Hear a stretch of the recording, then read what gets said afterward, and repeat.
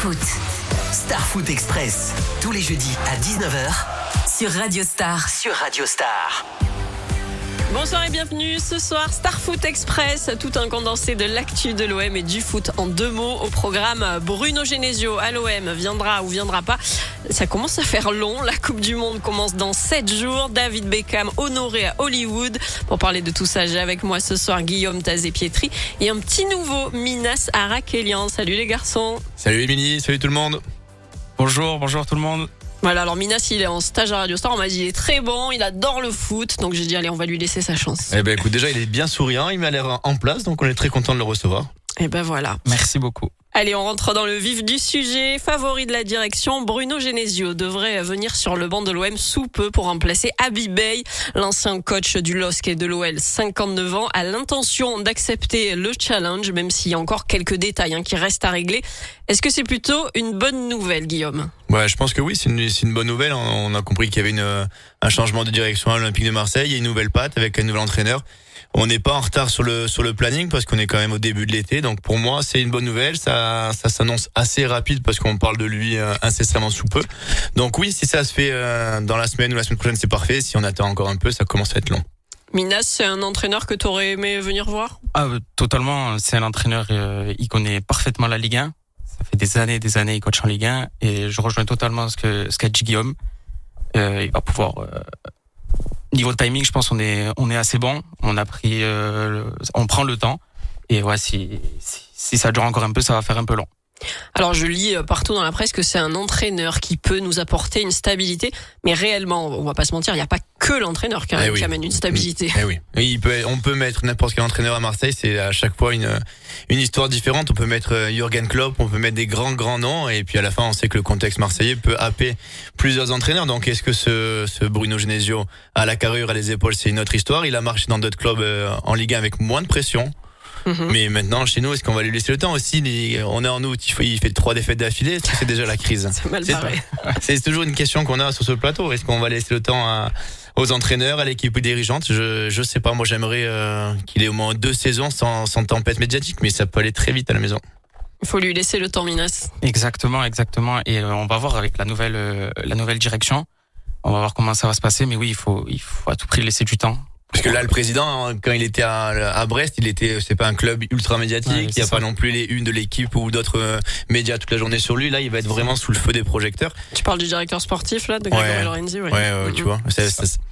Pour moi, c'est encore un nouvel environnement et c'est une marche supplémentaire pour ces gens-là.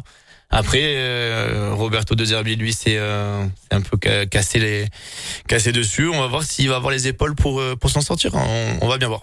Alors si jamais il vient pas, il y a toujours le nom de Galtier qui circule, ce serait pas tout à fait cuit.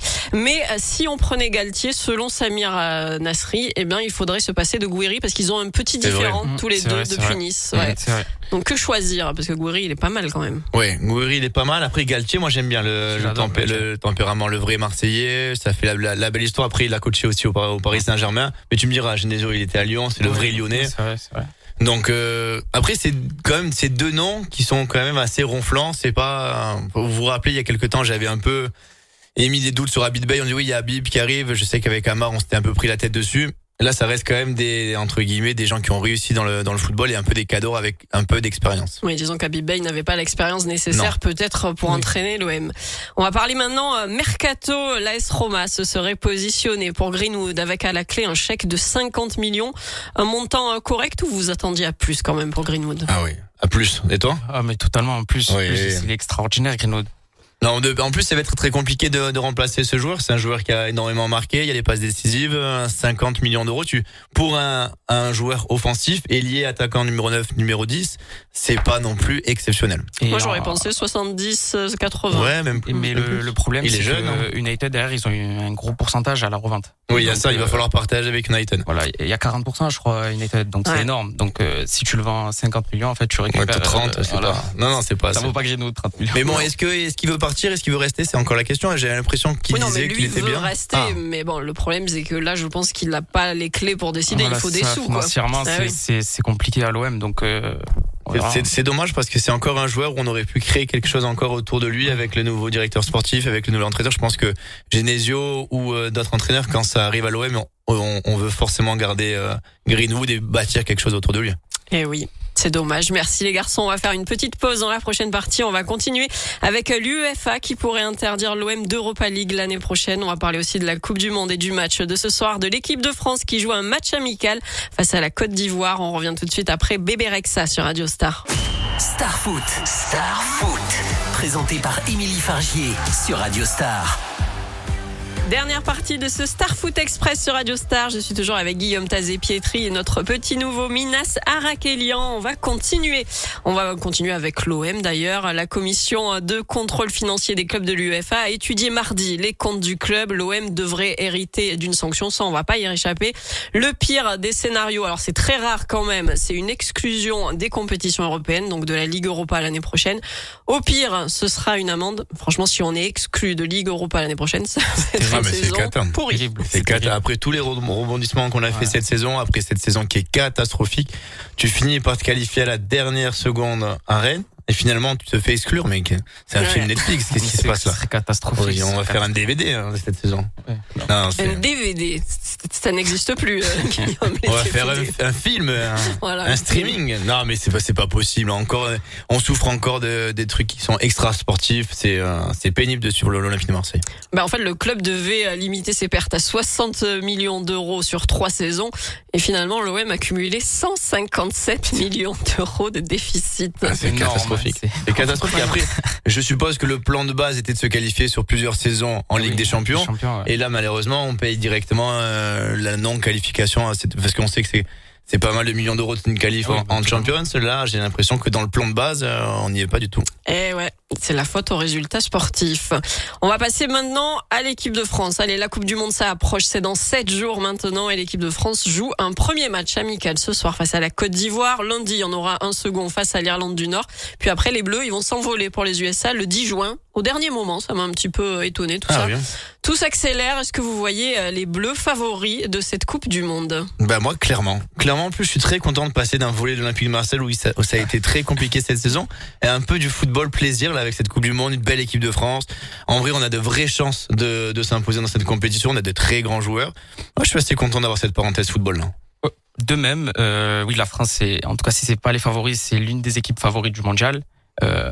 L'équipe sur le papier, c'est incroyable. À tous les postes, on va pas se mentir, postes. Attaque, défense, milieu. C'est là. En vrai, je pense qu'il y a pas mieux, peut-être au milieu de terrain avec celui du Portugal. Ouais, avec les Parisiens. Neves et tu peux le dire avec les Parisiens, avec le milieu de Parisien champion d'Europe. Ouais, c'est ça. Ils sont trop forts. Donc. Alors, on va pas mentir. Hein. Qui vous voyez aussi concurrencer l'équipe de France? Moi, j'arrive pas à une sélection qui se détache. Il y a les Espagnols. Les Espagnols, oui. Avec Yamal. Yamal, Pedri, tous ces Barcelonais là qui sont, moi, c'est mon équipe préférée. Alors, c'est la première fois depuis 1932 qu'il n'y a pas un joueur du Real sélectionné avec. C'est incroyable aussi. Avec ça, c'est une vraie stat. C'est assez incroyable. Hein. Fou, ouais. Oui, ils ont laissé. Et par contre, à Barcelone, je crois qu'il y a 8 ou 9 Barcelonais. Il y a pas. Mais après, c'est la guerre aussi. Ils se détestent entre deux clubs. Ils se sont massacrés toute la saison. Peut-être pour une cohésion d'équipe, ils se sont dit bon voilà, on va jouer un peu plus Barcelonais que Madrid. Après, on prend les meilleurs. Hein. Il y a aucun Marseillais. Ça, surtout, beaucoup de Parisiens. Il y a pas de Marseillais. Mais si, il y a Rabiot qui est à la France. Hein. Oui. Je comprends pas. Rabiot est pas Marseillais. Adrien. Mais bon. On va rester avec cette Coupe du Monde. La FIFA a pris une mesure mais hallucinante. Les bouteilles d'eau réutilisables, c'est-à-dire les gourdes, ne seront plus autorisées dans les stades. Ils ont peur d'un risque de blessure entre les supporters, etc. Entre les jets, là. Voilà. Bon, ça peut être compréhensible, mais on attend quand même pendant les matchs des températures supérieures à 30 degrés. Donc ça va être un peu la folie quand même. J'ai l'impression que cette Coupe du Monde là, elle brille beaucoup par son aspect médiatique et tout ce qui se passe autour. Tout est très cher. Moi j'avais vraiment en plan d'aller voir des matchs à New York. J'ai surveillé ça du coin de l'œil. Tout est très très cher. Et j'ai l'impression qu'on peut encore avoir des billets pour la Coupe du Monde alors que d'habitude vraiment c'est quelque chose qu'on ne peut pas avoir. Et là il y a des prix qui sont exorbitants. C'est pas plein encore pour une Coupe du Monde aux États-Unis. C'est attrayant sur le papier, mais pour l'instant c'est pas plein. Vous allez regarder quand même les matchs à la télé, les garçons? Pardi, moi je vous l'ai dit, je suis très très hype pour cette nouvelle compétition. Vous allez vous mettre en mode Coupe du Monde. Je me suis fait Roland Garros, ça c'était un vrai plaisir. Maintenant je passe à un tout autre sport. Allez, on reste aux États-Unis. Une info sympa pour finir. David Beckham, va avoir son étoile sur Hollywood Boulevard au Hall of Fame. La cérémonie se déroule le 12 juin à Los Angeles en présence de Victoria évidemment et de Tom Cruise. C'est énorme quand même pour un footballeur. Hein. Ouais, mais il a réussi sa carrière, son après-carrière, son après-carrière. Non, mais quel businessman ce David Beckham, parce que très fort. avec le club de foot de Miami. Ouais. Exactement. Avec en Messi, fait, vous vous rendez compte? c'est une distinction qui récompense du coup son rôle pour la popularisation du foot aux États-Unis. Aux États-Unis, c'est plutôt le soccer. Bien c'est pas sûr, le foot. bien Donc, sûr, voilà. bien sûr. Il y a quelques. Et vous verrez qu'il y a dans quelques années, les équipes des États-Unis seront prétendants pour une Coupe du Monde, hein, avec le nombre de joueurs qui vont pouvoir sortir avec les universités. Je pense dans quelques années, si carrément. Oui, si le foot va se démocratiser avec vraiment les anciennes stars d'Europe qui vont un peu mettre du peps dans le championnat américain, vous allez voir que je pense que dans quelques années, les Américains vont vraiment bien jouer au football. Mais même déjà cette année, c'est pas mal les États-Unis. Hein. Ah, tu vois, bonne équipe, ouais. Bon, déjà, Bonne c'est équipe. pas les derniers. Donc... Ah, totalement, ouais. Et on va suivre tout ça. Merci les garçons. À plus tard, C'est- bonne soirée. Starfoot Express, c'est fini. Si vous avez raté l'épisode de ce soir, vous avez le podcast sur radiostarsud.fr. On vous donne rendez-vous jeudi prochain. Bonne soirée sur Radio Star.